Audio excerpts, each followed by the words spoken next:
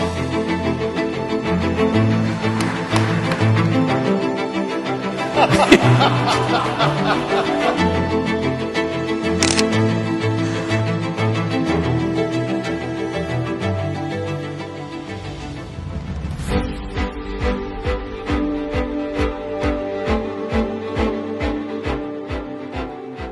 always give as an example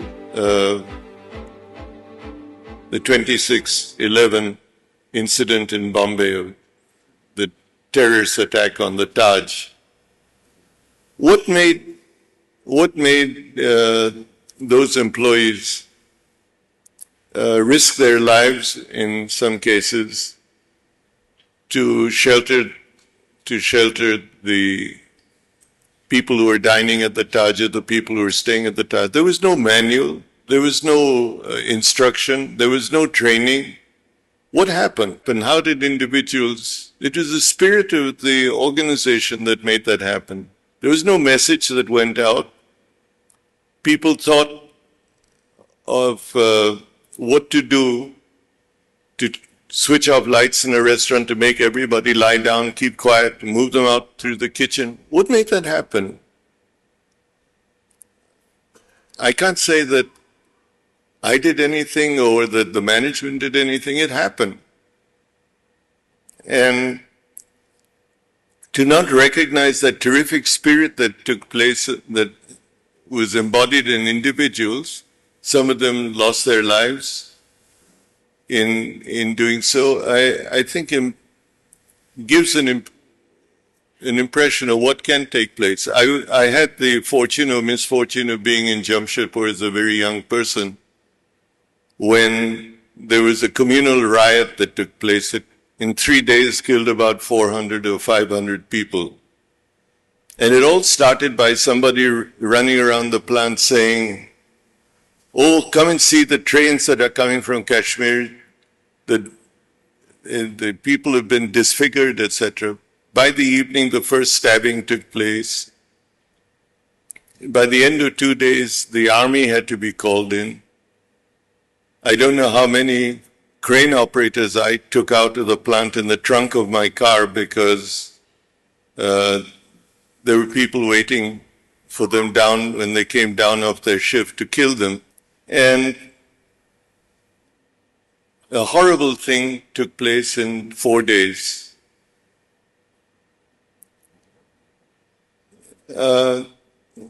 Was that a negative spirit? I think it was incited by, again, the spark, the wrong kind of spark being ignited, and the community responding to that wrong spark. So there are two different examples of how spirit overtakes a situation when it happens. So listening to myself speaking just now, I'm saying that the importance is the spark that you create. As you're aware, we created a trust to deal with all the victims, whether they were from the Taj or not. And we have used that fund to, not to rebuild ourselves, but to try to rebuild the lives of, so that we paid their hospital bills. We have some are really touching cases, because I remember I used to go in the evenings to Bombay Hospital where many of these victims were recovering. I distinctly remember one of them was a lady in a coma who had lost her entire family. When she came out of the coma, which was several months later, she realized that she didn't have a family any longer. And no one was there to pay her a hospital bill. We paid it out of this trust. And there are many cases like that. And I'm somewhat pained to say that as citizens, we just walked away from that situation. The event was over. We walked away. There were hundreds of people that were killed at the railway station that we have tried to help with. Where their cases have come up. There was a policeman who was in the hospital who was shot because he didn't have a weapon that could match that of the terrorists. So all these things, someone should sit together and talk about what would happen if, God forbid, such a thing happened again. And I'm afraid the blunt answer is that we're still not prepared. Being prepared is one thing. Do we have compassion? Lighting candles in front of the gateway of India as citizens is symbolic. Have we shared in the anguish that a few people have had, that the people that were really suffered? And I don't think we've displayed that kind of compassion.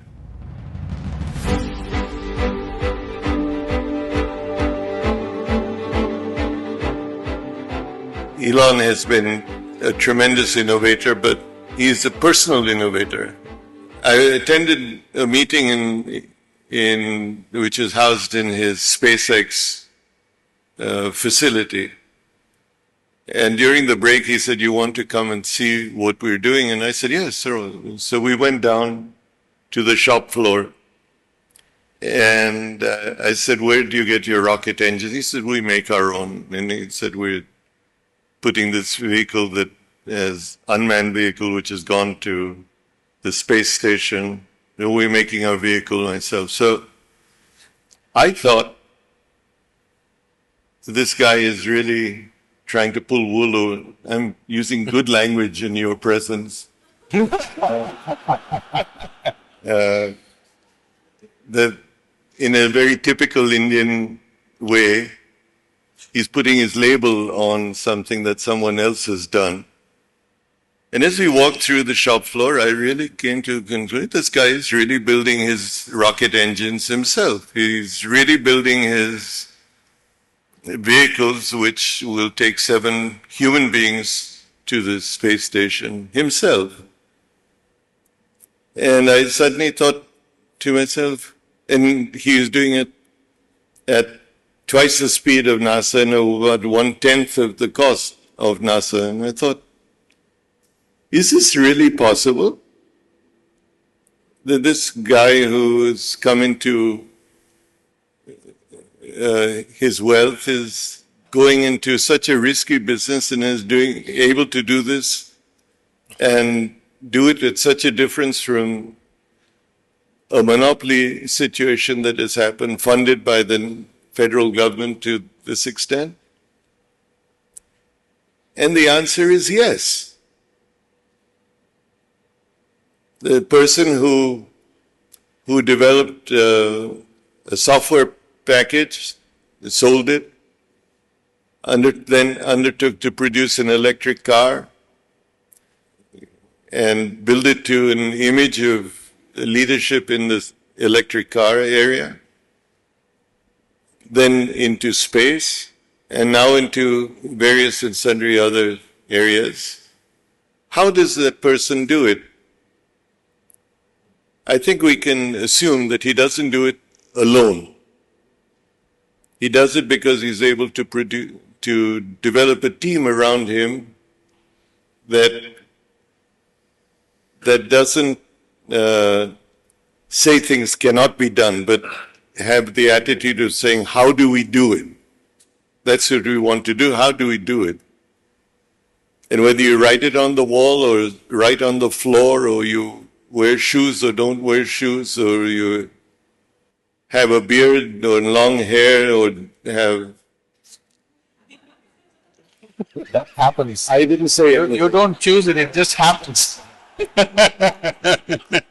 You don't do the beard, it just happens. It just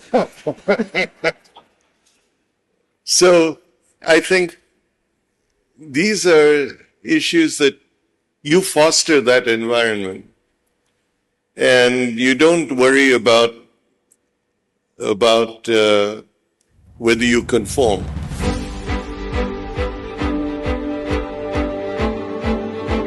Mahatma Gandhi said once that if between you and the other person, if one of us has to lose face, let it be you, not the other person. You represent that for me in many ways, hearing you now and also since yesterday evening. So can you share with us, keeping your usual self-effacing nature aside, and candidly share with us a moment or an event in your life which shows you in this light? Okay. I would pick another instance. When I was chairman of Telco at that time, or is Tata Motors today, we traditionally were a truck company producing commercial vehicles. Somewhere in the 80s, I took a view that we should stop being merely a commercial vehicle company and enter the car market.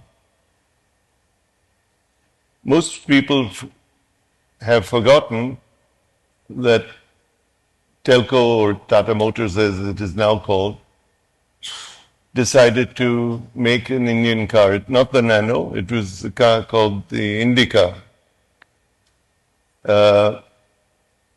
So it called for faith and confidence in your engineers that you could actually do something from scratch, that you could compete in the marketplace, which was new but was opening up, that you could do something without going through a life of licensed manufacture, collaborations, etc., and you could undertake to do this as an Indian company.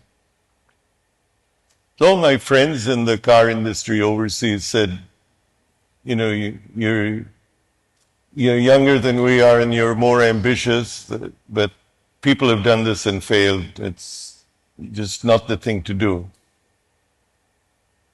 The board went along, but reluctantly. My Indian friends, not in the car industry, as we progressed down this journey, started to distance themselves from me because they distanced themselves from failure.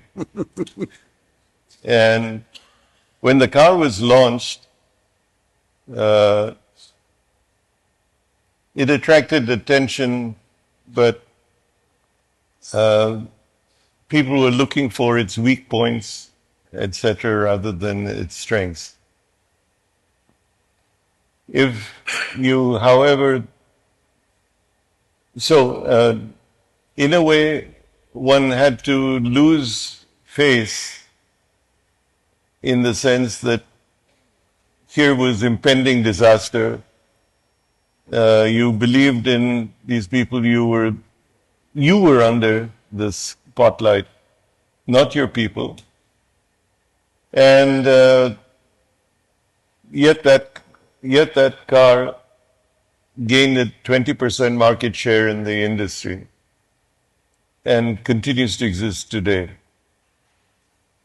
By contrast, the Nano, which is another challenge, one might say you achieved the challenge of producing a low-cost car, but the company did many things wrong in promoting the car or marketing the car. There might be an issue of a loss of face. How does one face that loss of face?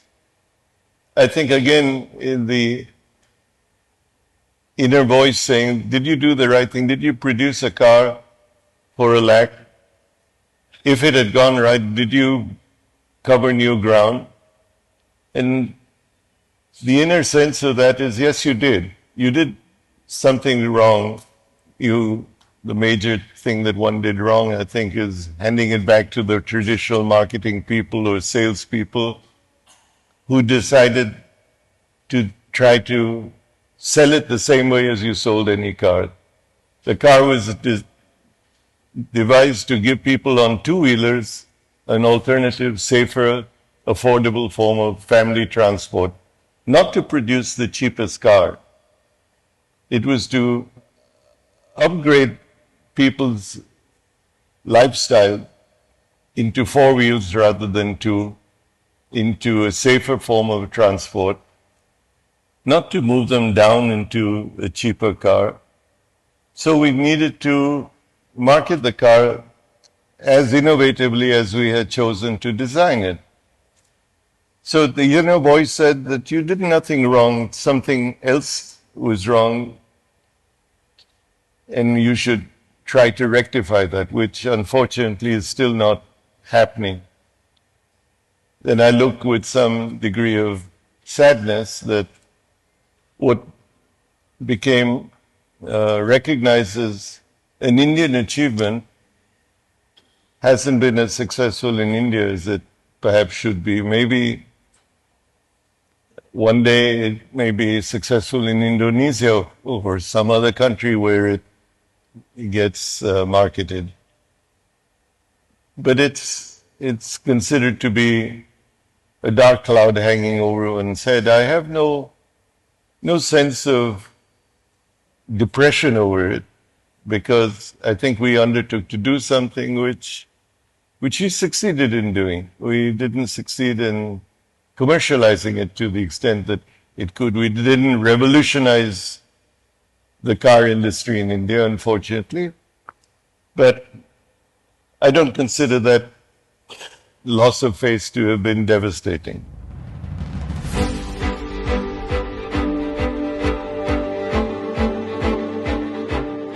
In your own words, JRD played a significant role in molding you at that time. Considering that you took the mantle when the first steps of liberalization were taken, to what extent was JRD crippled by the policies of that day? You know, I think through JRD's life, he took positions. Some he abided by. The positions he abided by, he accepted he could not change.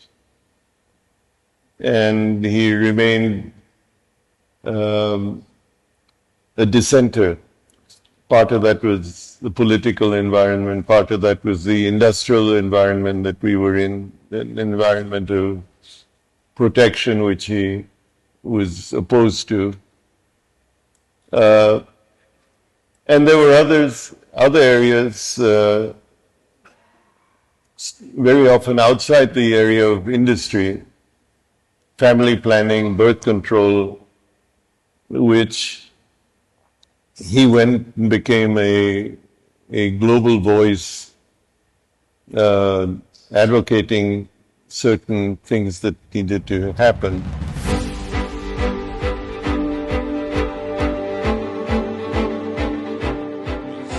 I think a group cannot just be driven to be doing the same thing decade after decade. It has to reinvent itself, has to change with changing times. So the issue is that you need to sit back and ask, are you relevant in today's world? Are you doing things in a manner that is the best way to do it? It may be for environmental reasons, maybe for health reasons. It may be that you replace manpower with technology. What are you doing and how are you relevant in today's world? In that sense, you have to create an ability to look at your products, processes, your management philosophy, and ask yourself, do you need to change? Or do you need to evolve? Or do you need to improve? Sometimes improvement can be driven by competition, or it could be for other reasons. So you have to create an environment which can be critical of yourself, not misunderstood to be anti-corporate, but an environment that can say that we have been doing this for 20 years, and it's time we can do it another way. And you need to create an environment where someone who is been doing it for 20 years doesn't slap you down and say that, thanks, you've made your point, but we'll continue to do it the same way, or that we have billions expended in this area as legacy costs, which we're going to continue to retain.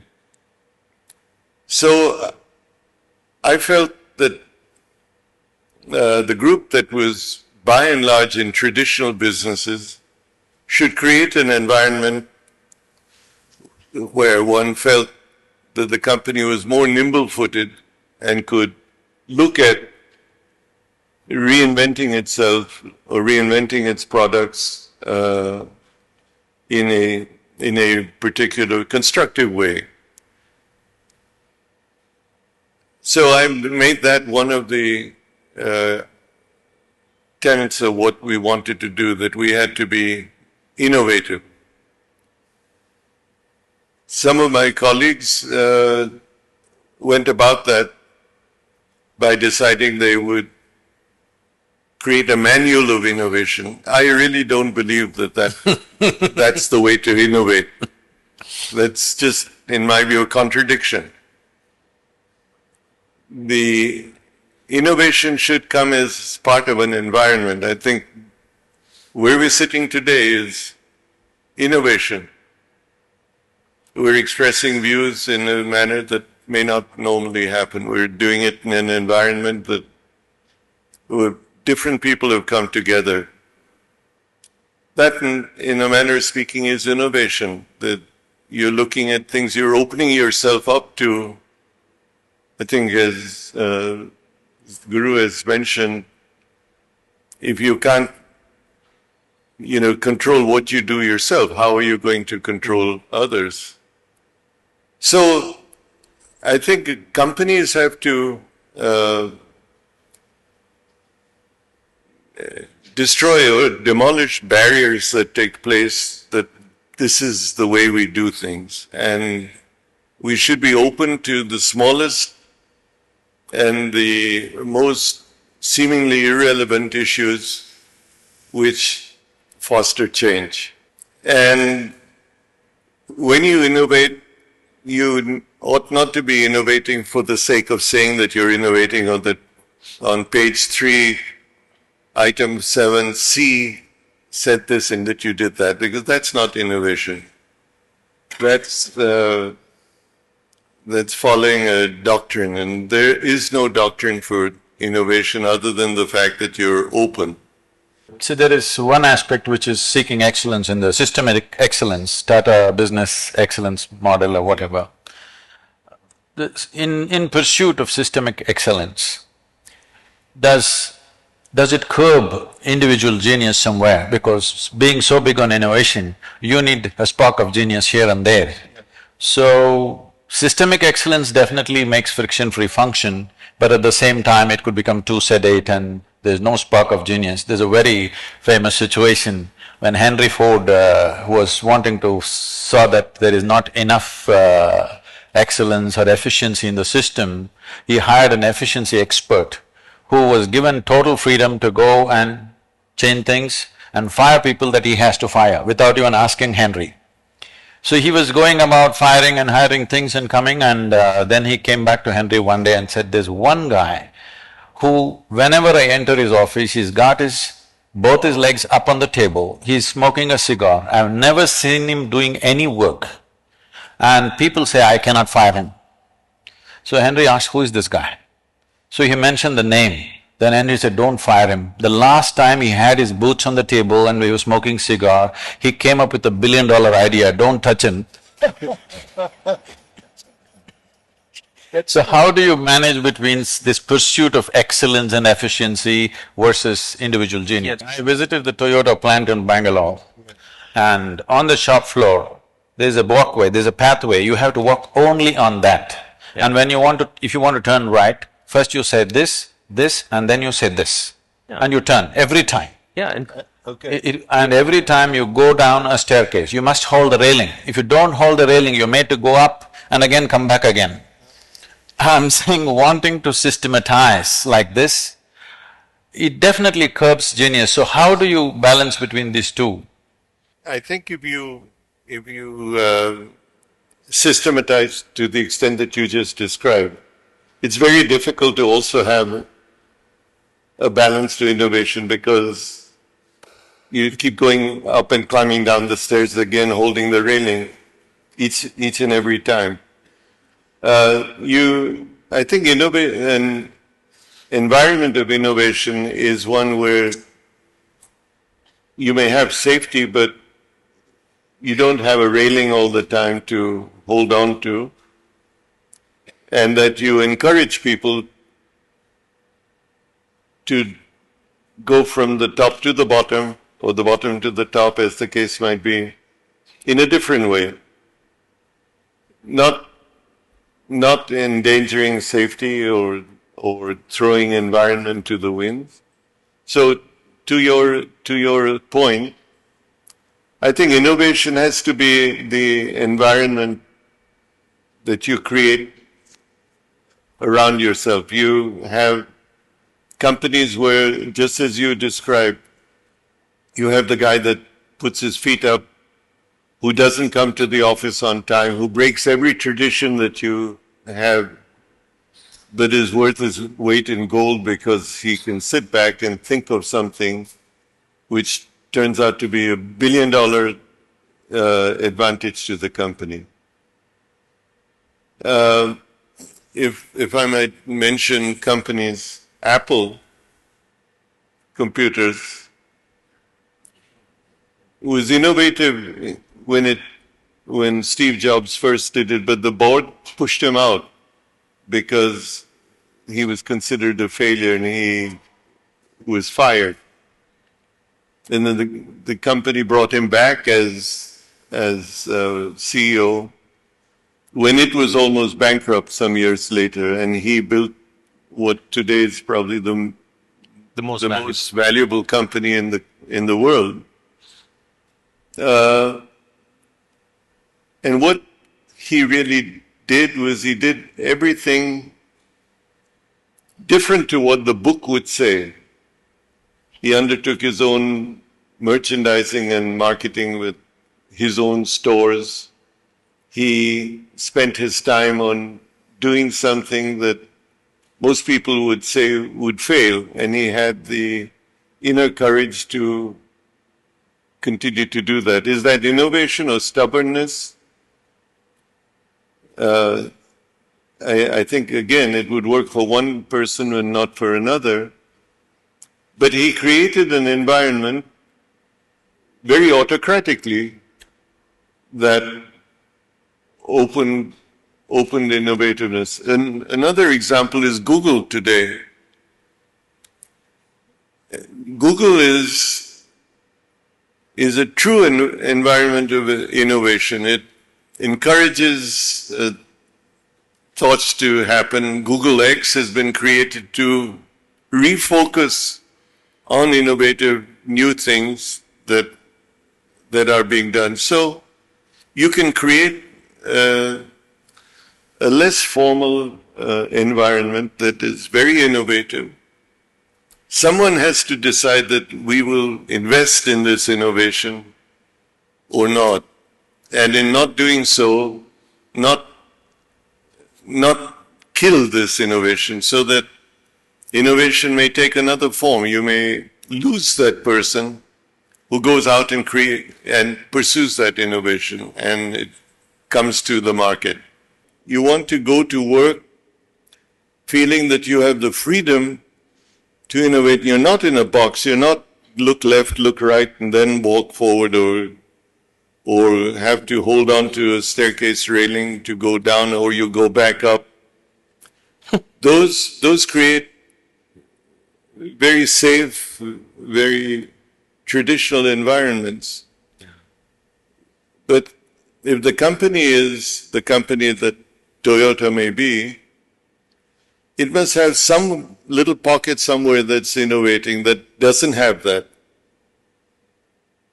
And then the next question you ask is, why should Toyota not have that everywhere? And maybe it happens in some areas and not in a foreign environment where they operate. I don't know.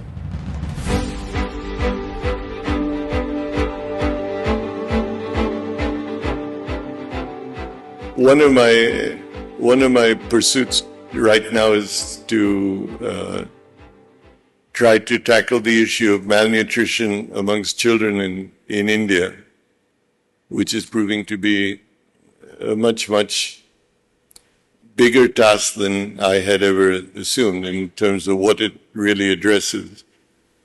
One is trying to innovate, and one is up against, do you defeat yourself in innovating because you're dealing with a very convention-based and traditional-based marketplace that is the rural market? Are they open to doing something differently? You know, it's the syndrome of in the rural area, if you're sick, you consider that needle that goes in you that we call an injection. Sui dega to theek hoga, even if it's glucose. Yeah. So there are symbols of tradition that we have to overcome. So when you go and say whether you take this pill or you sniff this essence and it's good for you, it doesn't do what this does. For something like that to happen, to change the dimension of fetal and infant nourishment in the country, which is very vital, where almost 60% of the rural population, even their skeletal system is not growing to its full size. In a nation like this, where we are busy producing an underdeveloped population, and all that we have is population, nothing else in this country. If we make this into a strong, capable, inspired population, we could be a miracle, otherwise it would be a catastrophe. In this, unless we have an army of dedicated people on the ground who can educate and transform that situation, just trying to do something from the top, either from the government or even from a corporate sector, may not really take shape, because we have been in rural India working there. So there are many ways to do this, and we are already at this. But when you talk to a qualified doctor, they're always thinking in terms of putting, iron pills or vitamin pills into the pregnant ladies. If necessary, yes, maybe, but to improve the diet itself in the rural India, where we have shifted from what we call as subsistence farming to cash farming, where people, you would eat better 25 years ago, but they did not live better in other terms. But today, in all other terms, if you go into the village today, there's electricity, there's a bore well, they have an internet kiosk, everybody has cell phones, but their nourishment value has gone down because they don't have the mentality to use their money to go and buy the necessary foodstuff, either fruit, vegetable, fish or meat or whatever that is needed for them. They tend to… the staple diet in South India has become just rice, chili, onion and tamarind. In North India, it's wheat, onion, chili. The whole country, at least in northern India, the whole government debate is about the price of the onions. I happened to be in London and this was going on the news, and they asked, what about the onions? I said, this is our staple diet. That's why everybody is discussing onion in the parliament, on the street, and somebody is trying to win an election on the price of the onions, because that's our staple diet. Nourishment has been forgotten. So to bring back that culture of nourishment, many ways it can be done to bring back those vegetables, fruits into people's lives. We have taken steps. Now the next step we are planning is to start fish ponds in every village. So every person must consume at least 1 kilogram of fish per week at least, and it'll be available free of cost if they just throw their waste into the fish pond. So innovative ways of doing this has to happen, because this is a silent disaster which is just progressing and it'll overwhelm the nation at some point. I think what you just said over the last few minutes is really relevant, because what we are finding also is the worst thing you can do for the country is to give everybody a sense of dependability on an outside force, be it the government, be it a private party, be it a public-private partnership. You have to create sustainability that is self-generated. If we have to create an environment of innovation, maybe that innovation comes not necessarily just in the nutritive thing, but how to create prosperity that is sustainable in a community. Not prosperity that you fritter away in buying material things. That's the trappings of prosperity, but to create prosperity in the village, fisheries or fish ponds, or creating livelihood in terms of produce, etc. We're not addressing those issues adequately in the country, and many of them are, as you say, things that can easily be done. And if the nutritive value of what we eat has diminished over time, it's because we have allowed it to diminish, and we have not been innovative in terms of addressing this.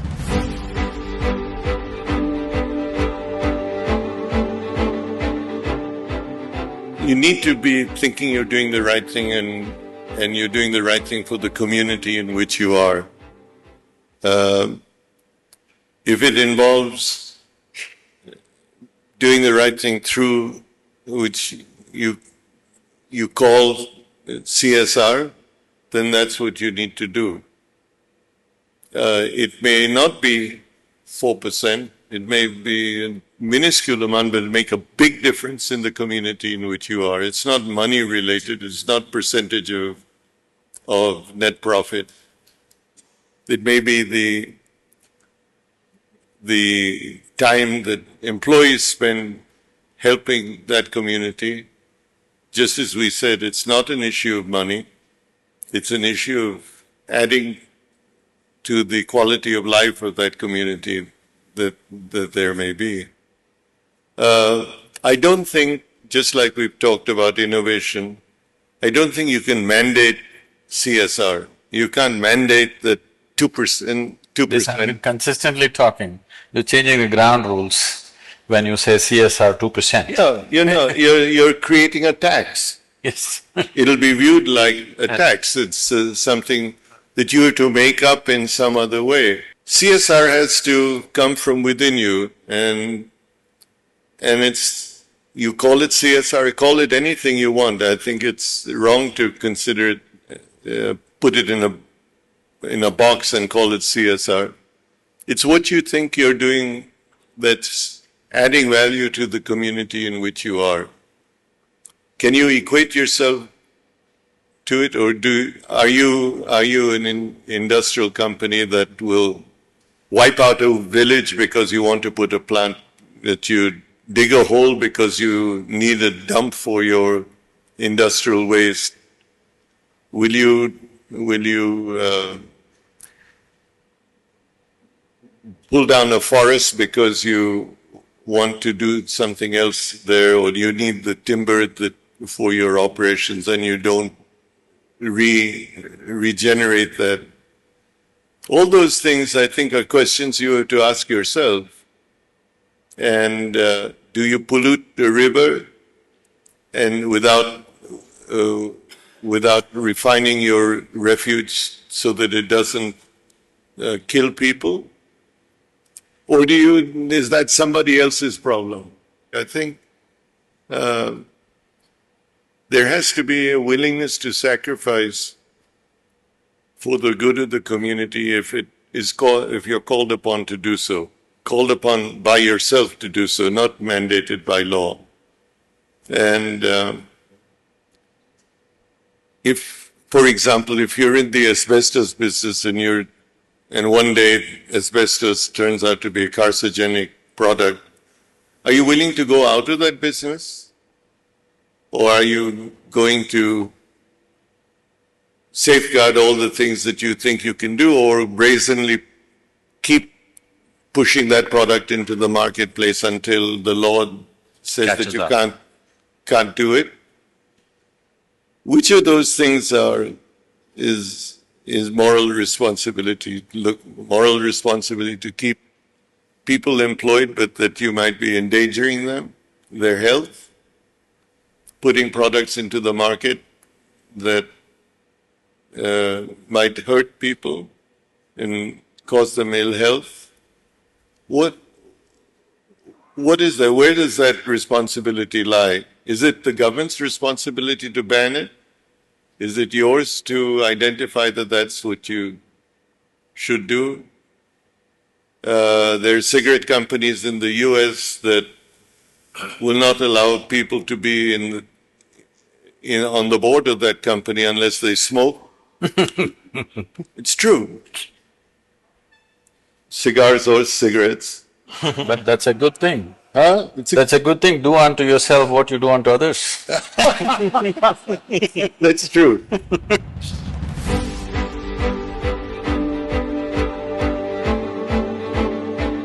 Personal failures. Your personal failures and your personal frustrations as an individual, how do you handle them when you go home end of the day? If any. Well, You shouldn't tell her, you shouldn't tell her. She's a Tata employee. yes. Well, I'm still alive, so I haven't committed suicide. So we left that out of the equation. I retired, so I'm free of that obligation, whether I succeeded or didn't or failed or… So I'm away from that. I think just like handling failure in a company or failure of an organization, you have your own views on failure. I think you should be, in my case where I felt that I have not succeeded in doing something, I consider that to be something I should learn from and be critical of myself. I think to look for the scapegoat somewhere else is not the way to deal with failure or frustration. Each of those unfortunate events should teach you a lesson or make you richer in terms of knowledge of what you should not do or should do differently. Shri Ratan Tata, who is a legend in his own time, because we've been talking about scaling up, and the mother of all scaling up is the Tata in the last 23 years under his care. For him to squeeze this visit between two international trips and to be here and a long interview like this, we're bombarding him with every kind of question, the patience and the judiciousness with which he's addressed everything, we're immensely, immensely thankful to you, sir.